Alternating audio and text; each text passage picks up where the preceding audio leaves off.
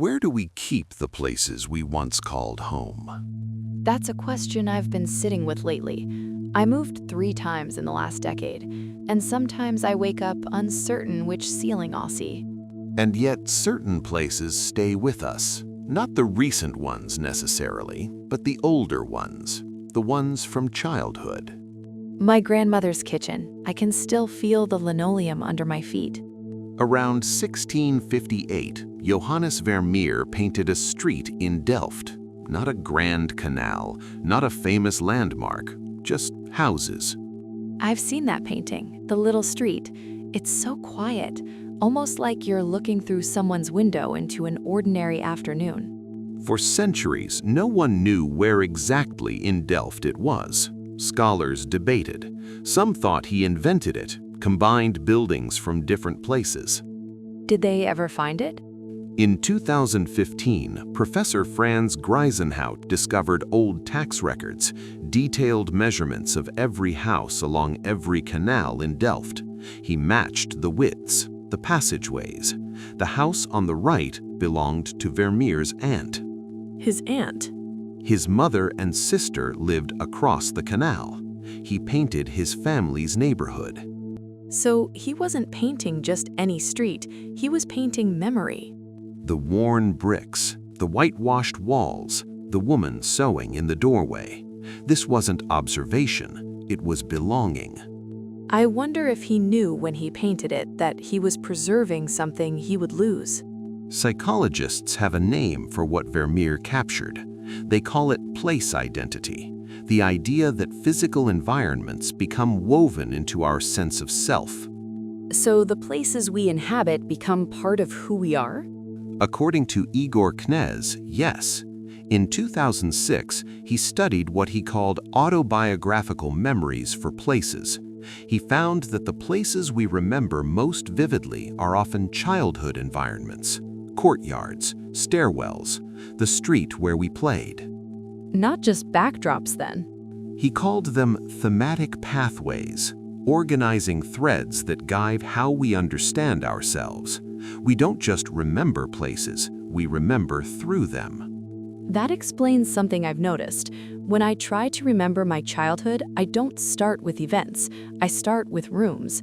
The light in the hallway, the crack in the wall by my bed. The place becomes a container for everything else. But my memory of those places isn't entirely accurate. I know that.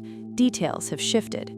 That's exactly what cognitive psychologists Martin Conway and Christopher Plydell-Pierce describe in their self-memory system.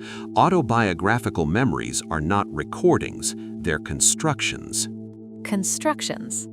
Built moment by moment from sensory fragments, emotional tones, and meaning, organized by what they call the working self, your current goals, your values, who you are now. So when I remember my grandmother's kitchen, I'm not retrieving a file. I'm rebuilding it based on who I've become. Precisely. That's why childhood places can feel vivid even when the details blur. The memory is less about accuracy and more about relevance. Relevance to the person I've become. The linoleum under your feet isn't just a surface, it's a thread connecting you to something you needed then, and perhaps still need now. There's a word for this feeling, isn't there? When you return to a place in memory and feel something warm and a little sad at the same time. Nostalgia. People used to think it was a kind of sickness, didn't they? In the 17th century, yes. A Swiss physician coined the term to describe soldiers who became ill with longing for home. But contemporary research tells a different story. What does the research say? Konstantin Siddiqides and Tim Wildschut have studied nostalgia extensively. They found that nostalgic reflection increases feelings of social connectedness, meaning in life, and positive self-regard. So it's not just longing, it's a resource. In a 2021 study, they compared nostalgia to other modes of reflecting on the past, like brooding. Nostalgia outperformed them on nearly every measure of psychological benefit. That makes sense. Brooding keeps you stuck. Nostalgia seems to reach towards something. Eleanor Ratcliffe and Calavi Corpola extended this into environmental psychology. They found that autobiographical memories of favorite places predicted how restorative those places felt, even in imagination. Even in imagination. So a place you can no longer visit can still comfort you. The courtyard, the balcony, the stairwell where voices passed. I think of my grandfather's garden.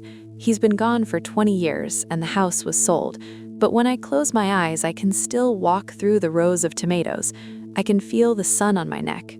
That garden is still doing its work. It's still restoring something in you. The architecture of consolation. That's a beautiful phrase. Vermeer painted an ordinary street because it was not ordinary to him. It was home. It was family. It was memory made visible. And we do the same thing, not with brushes, but with our minds. We carry our own little streets inside us. Place identity reminds us that the environments we inhabit, especially in childhood, become woven into who we are. The self-memory system teaches us that these memories are not fixed, but living, shaped by who we are today. So nostalgia isn't a weakness, it's a resource. A way of returning to places that still have something to offer us, even when we can no longer walk their streets. Perhaps tonight before sleep, I'll walk through one of them again. The hallway, the courtyard, the street where children played. You may find that something is still there. Waiting quietly, a door that has never fully closed.